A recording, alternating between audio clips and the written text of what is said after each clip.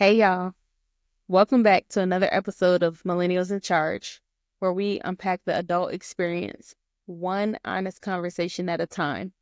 I'm your host, Lex the Millennial, and I previously told y'all that I'm in my mommy era. So today we're going to talk about something that I feel doesn't get enough attention: the hard, messy, and hidden struggles of motherhood. Many times society can paint motherhood as the most rewarding thing in the world. Although that may be true, it can also be overwhelming, exhausting, and isolating. The physical and emotional toll, the unrealistic expectations, and the mental health struggles, especially postpartum depression, are often overlooked. Today, we're diving into the reality of motherhood and why it's okay to say, this is hard.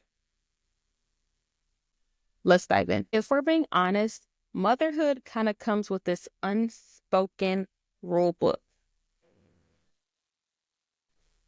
Be the perfect mom, have the perfect body, balance work and home, and never complain. The pressure to bounce back or snap back physically and mentally after birth is unrealistic, and it can be damaging. Many moms feel like failures if they don't meet these impossible expectations. For me, it took me nearly 2 years to feel completely like myself again. Maybe within like the first 12 months, I started to see a glimpse of who I used to be, but it really took those 24 months to kind of get back to me feeling like who I was before I had kids. It's hard. The snapback you see on Instagram is not realistic for everyone. It's partially to do with genetics, diet, all of these things, but it doesn't always happen like that. I don't think anybody truly prepared me for what I was about to embark on in the motherhood journey. And I kind of feel as though I would be doing a disservice to every millennial or woman out there who sees motherhood in their future. I'm a scientist by training, and my mind typically works in a standard operating procedure manner. So again, if you tell me this is how it's going to go, this is what could happen, my mind can be wrapped around that concept. I don't believe anyone was able to authentically communicate what motherhood was actually like. I'm someone's child. I have a mother, and even watching my mother go through life and grow up as I grew up, I still don't think I truly understood what motherhood was before embarking on the journey myself. Here to tell you that it's hard. I'm here to tell you that you're different. You're physically, mentally, spiritually, and chemically different after you have a kid. It's crazy. I mean, okay, I like to get my point across clear, but I'm going to be honest. It's ghetto. I'm going to say it. It's ghetto. I feel like people don't say it. You don't want to feel like you're a bad mom. You don't want anyone to think you don't love your kids, or you don't love being a mom, or you don't see the blessing that it is, because it is a blessing. I love it. But I think we need to be allowed to say it's ghetto. I think we need to be allowed to say it's hard and not seem like we're complaining about our blessings. Society often treats exhaustion, burnout, and mental health struggles as something you should just push through, but that's not realistic or sustainable. Many moms often feel guilty to admit that they're struggling because they're supposed to be grateful for this child and they're supposed to embrace every moment. But let's be honest, loving your child and struggling with motherhood are not mutually exclusive. Pregnancy is traumatic on the body. Your body stretches, shifts, and changes. It goes through immense strain, but as soon as the baby's born, everybody's focused on the baby and not the mother's recovery. And postpartum recovery is brutal. You're not only sleep deprived, probably malnourished, borderline dehydrated, but you are going through hormone changes and the physical healing process. And some people, and most moms probably, get little to no support. I was fortunate enough to have my mom here when I had my baby, and she stayed with me for 3 weeks. And she cooked, and she cleaned, and she changed diapers, and she took the baby when my husband and I needed to sleep, and she did laundry. And thank God for her, because I was hurt.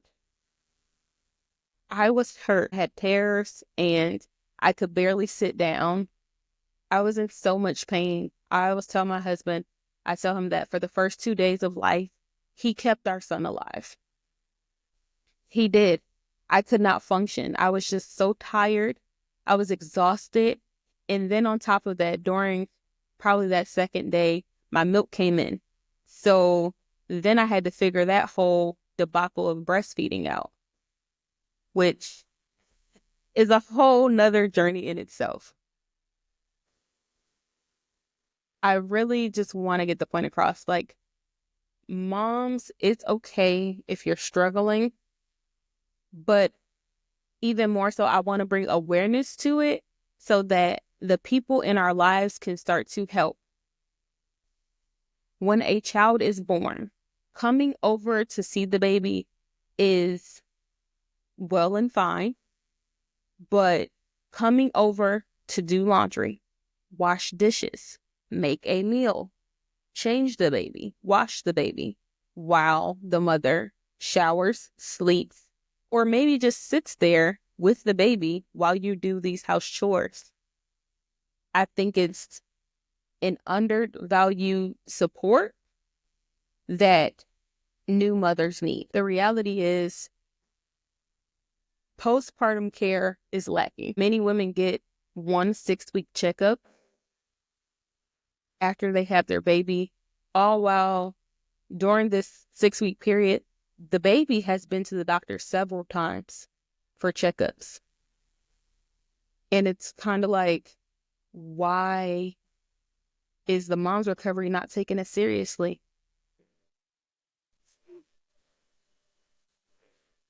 Having children, pregnancy and postpartum is dangerous. You can die. Like, the maternal mortality rate for women is insane, and especially Black women.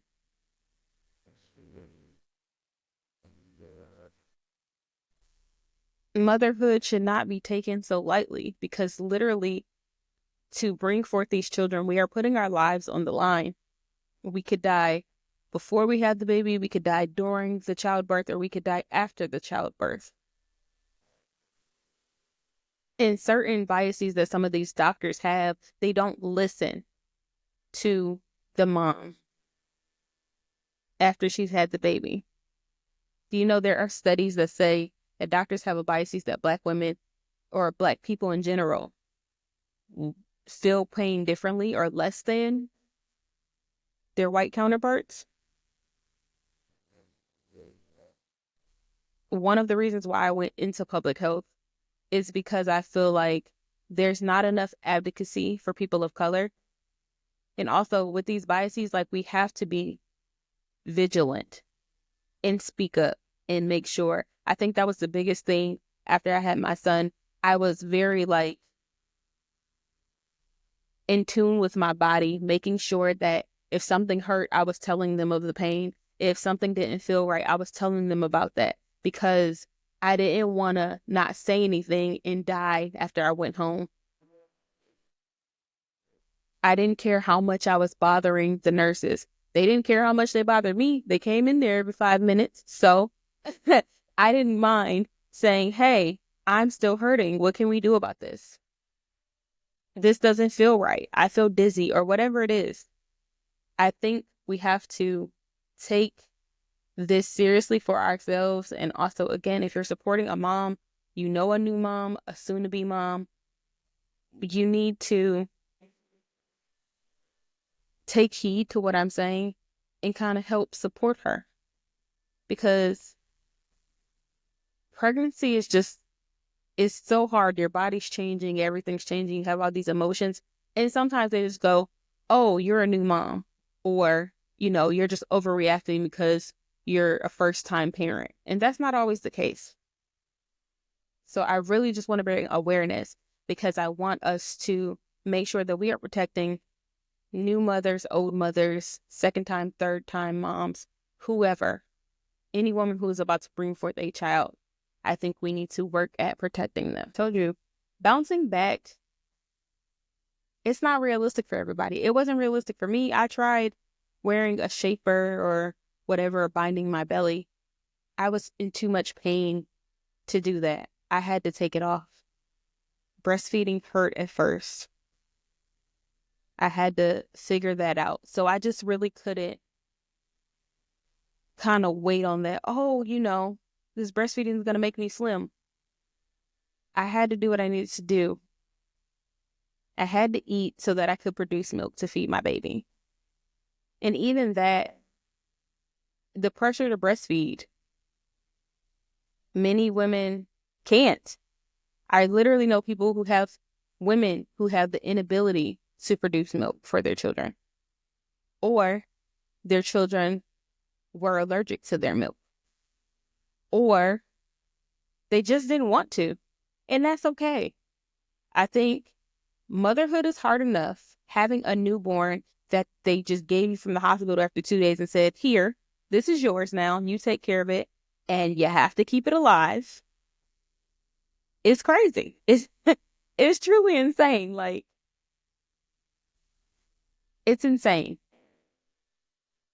And I think it's downplayed so much. It's like, oh, you'll figure it out. I don't care how many books you read. Nothing is really giving you that nitty gritty. I'm here to give you that nitty gritty. It's hard. And it hurts. And sometimes your body won't do what you want it to do. And that's okay.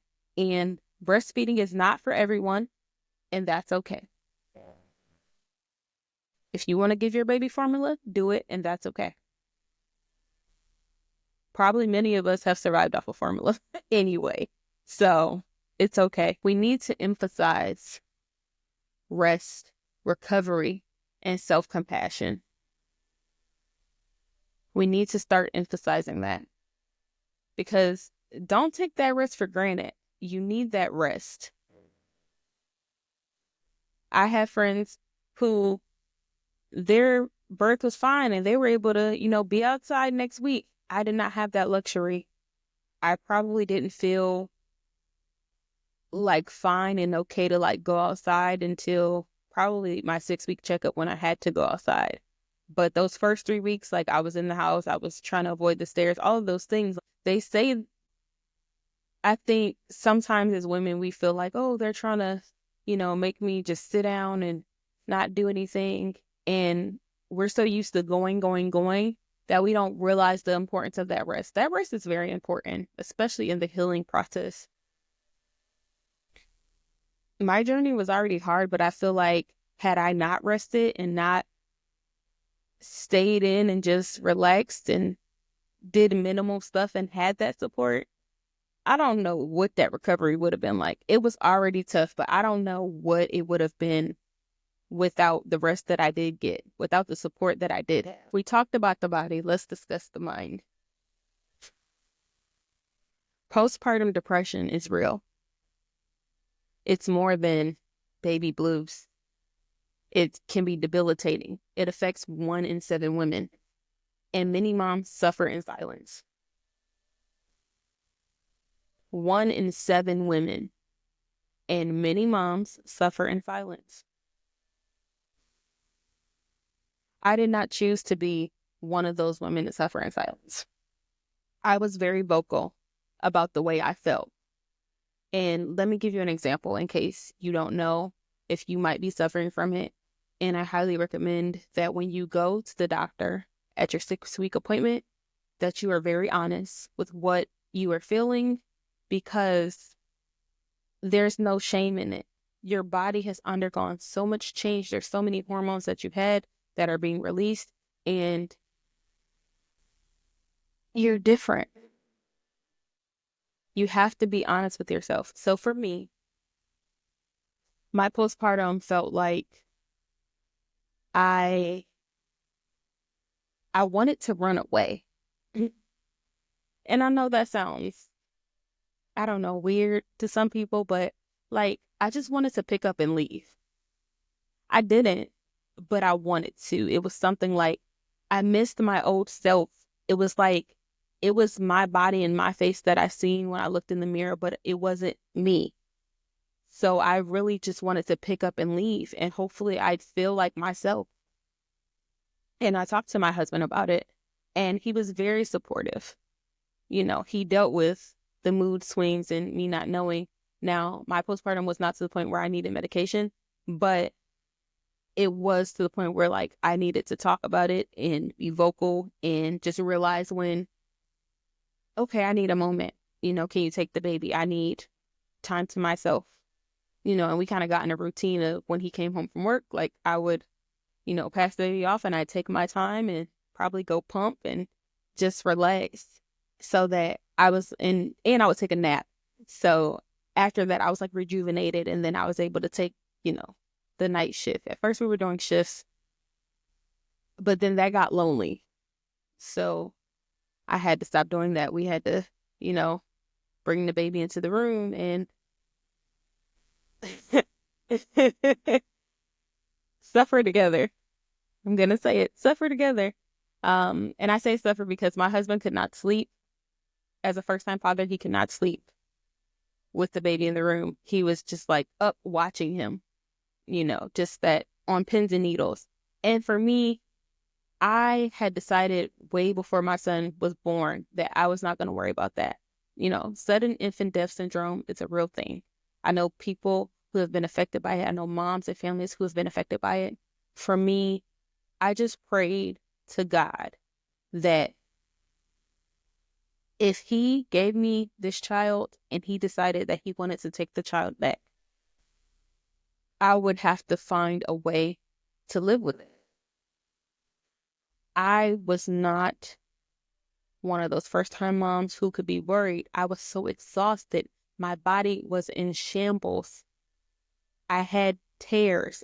I just could not worry about that. I gave that one up to the Lord, and thank God he kept my son, but I couldn't worry about it. I think as a first-time mom, there's so much you worry about. I was worried about, my baby having baby acne. Nobody told me about baby acne. I was so confused. I was like, these people post their babies and they look good and they're so cute and adorable. Nobody showed their baby when their baby had baby acne. And they had all these little bumps. I'm like, what's wrong with my baby? What have I done? What did I do to him? Did I give him something? Is he allergic to something? What is this? And I was one of those moms. Like I called the doctor every time where we went to go see what's going on. I'm taking pictures, I'm taking videos because what's going on, you know? Nobody told me about this stuff. And I think it could have saved me a lot of the worry, at least lessened it. I probably would have still worried as a first time mom. You worry, but I feel like it would have lessened the blow when the stuff came up. Like, oh yeah, somebody did tell me about that. Because then once you're in it and then someone tries to say, oh yeah, such and such had that, it kind of like, I don't care right now because I'm not such and such and you should have told me before. So it's it's a lot. It's really a lot. But with postpartum, I do think that we need to be more open. Let's talk about some of the signs of postpartum. For me, it looked like I just wanted to leave, or sometimes I had like real bad anxiety, or sometimes it looks like extreme sadness, anxiety, intrusive thoughts, feeling disconnected from your baby. It can be where you feel numb. It can be like this constant dread. Those are some of the symptoms. If you feel those, or again, if you just feel like you want to get up and run away like I did, you might want to check in with your doctor and see if you do have PPD. I just want this to be a safe space for everyone to admit what they're feeling. It doesn't make you crazy. It doesn't make you crazy. It makes you human. It makes you a new mom. It makes you someone who went through something traumatic. Honestly, birth is traumatic. Now, there are women who have easy, I'm telling you, some women have it, that smooth transition. I did not. So I'm here to tell you I guess I'm telling you the extreme side of it, where it might not be easy. Yours might be smooth as butter, and that's good for you, sis. I'm happy for you. But in the event that it's not smooth, in the event that you do find yourself with postpartum depression, it's okay. Ask for help. Do not suffer in silence. There was actually a woman who threw I think her 9-year-old and her 5-month-old over the railing at Niagara Falls, and then she jumped. Now, I don't know all the details of the story, but for me, as a mom, I thought about it. I said, maybe, her baby was only 5 months. Maybe she was suffering from postpartum depression and nobody knew it. Maybe she was and nobody knew it. Again, after I had my son and my edges didn't fall out, I was like, oh, I'm good. So like, I think the first, month, I was like, okay, I'm cool. My hair started to fall out around like month 5 or 6. And I was like, what is going on? And they're like, oh, this is postpartum shedding. And I was like, I thought it happened immediately. Guess what? It does not. It can happen. As long as it takes your body to, again, try to like regulate. I was stunned.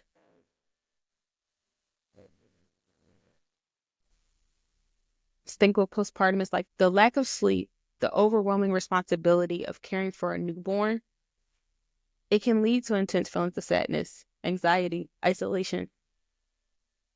I truly felt isolated from my friends after I had my child. Like, I didn't know how to navigate that new land of being a mom and being a friend. It's like, you want people to check on you, and then when they do, you might not be honest about what you're feeling. Or you want people to check on you, but every time they check on you, they're like, how's the baby doing? Oh, what are they doing? Oh, can I get a picture? And not really like a genuine how you're doing. So I say, don't take for granted when people ask you how you're doing. Tell them. It's not the most comfortable thing. It's the same thing like when you walk by and someone says, hey, how you doing? And most people go, good, blah, blah, blah. But I've learned to actually stop giving that cookie cutter good answer. Now, everybody does not want to hear how you're actually doing, but I do think it's valuable to actually say how you're doing, should time permit. Because we're all not fine. We're all not fine. And that's okay. Oh, good, great, excellent. And I do understand the power of the tongue, and you do want to speak great things, but I think there is value in admitting when you need help, admitting when you're struggling, and then hopefully, like, again, working towards that positivity, and hopefully, maybe a friend could pray over you and help you. But I think there's value in being honest. When you think about it, most moms don't talk about postpartum or the way they're feeling because of guilt, fear of judgment, expectation to be grateful and happy. I think we need to create safe spaces for those moms. Let's break the stigma. Seeking help is not a weakness. It's an act of strength. Therapy, medication, a strong support system. They can make all the difference in the world. Don't make someone feel guilty if they say, I'm not doing okay. This is hard. It's not what I thought. My body feels different. I'm hurting. I'm in pain. I don't want to breastfeed. I don't have that desire. We need to create safe spaces for moms. Because raising children is hard enough without having adults put immense pressure on you to be something that you're not, or be somebody that you can't be physically because of what you just gone through. So I'm going to tell you what needs to change and how we can help and support each other and the new moms in our lives or the future moms in our lives. Moms need real support, not just advice. Your advice is cool, oftentimes unwarranted, but we need practical help. Instead of telling me, enjoy every moment, ask me how you can help. When you come over to see my baby, change a diaper. Make me food, order me food. Wash some baby clothes. Do something. Because I could have just sat here with myself. I feel like as a new mom, you often feel like you have a million things to do. Wash bottles. Oh God, please wash bottles. Please wash baby bottles if you come over. Yeah, ways we can support new moms is offer practical help. Bring a meal, do laundry, watch the baby so she can rest, shower, or just watch her show. Listen without judgment. Don't dismiss her feelings. Don't dismiss her feelings. But it's all worth it. It may be worth it, but you need to validate those feelings that she's having. Because it's hard. Encourage her to seek help if she says she's struggling. I think we need to start saying it's okay to not be okay, because it is. Change the conversation around motherhood. Say it's okay. Motherhood is hard. It's okay to love your child and miss your old self. It's okay to ask for help without feeling like you're failing. It's okay to put you first. Because listen, self-care is the best care, especially as a new mom. You guys have to know that you have to take care of you. It's the same way on an airplane. They say, please put your mask on before you put on your child's mask, because you can't help your child if you're passed out. Same thing. Self-care is the best care. You have to care for you so that you can care for your child or children. So let's remember that. Finally, I'd like to leave you with this. Motherhood is beautiful, but it is also exhausting, overwhelming, and messy. We need to create a safe space for honest conversations about the struggles and not just the highlights. If you're a mom struggling right now, feeling unseen and unheard, hear this. You are not alone. You are not a bad mom. You are not weak. Your struggles are valid. You deserve rest, support, and care. So this week, I challenge you, if you're a mom, I challenge you to give yourself permission to rest. If you know a mom, check in on her, not just about the baby, not just haggling her about pictures. Check in on her and listen for how she's really doing. If you're a mom or a soon-to-be mom, check in with me at Lex the Millennial and Millennials in Charge using the hashtag #MomStruggle and let me know how you're doing. As always, thank you for tuning into Millennials in Charge. If this episode resonated with you, please share it with someone who needs to hear it. Please don't forget to subscribe, rate, and review. Let's continue to unpack this wild roller coaster known as adulting together. See y'all next time.